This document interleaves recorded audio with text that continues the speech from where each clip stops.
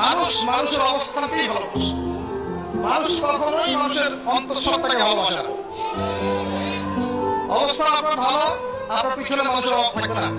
আজকে আপনার ক্ষমতা আছে, পাওয়ার আছে, খ্যাতি আছে, ইত্যাদি আছে, মানুষ দেখবেন পিছনে ঘুরঘুর করছে, ঘুরঘুর করছে, এবং এরা কিন্তু সবাই সব স্বার্থেই ঘুরঘুর করছে। এর বাইরে আল্লাহ পাক কিছু মানুষের মনে আল্লাহর পক্ষ থেকে মহব্বত দেন, এটা আলাদা বিষয়। আপনি মানুষকে সন্তুষ্ট করতে পারবেন না। পরিবার, বাবা মা, ছেলে মেয়ে, বউ বাচ্চা, কাউকে সন্তুষ্ট করতে পারবেন না। 100% আপনি কাউকে সন্তুষ্ট করতে পারবেন না। সারা জীবন করে যাবেন, আপনার বিরুদ্ধে অভিযোগ থেকেই যাবে। শুধু আল্লাহ রাব্বুল আলামিন অপেক্ষা করে বসে আছেন, আপনি কখন তওবা করে তার দিকে ফিরে আসবেন। দিন দিন আল্লাহ পাক আপনাকে মাফ করে দিবেন।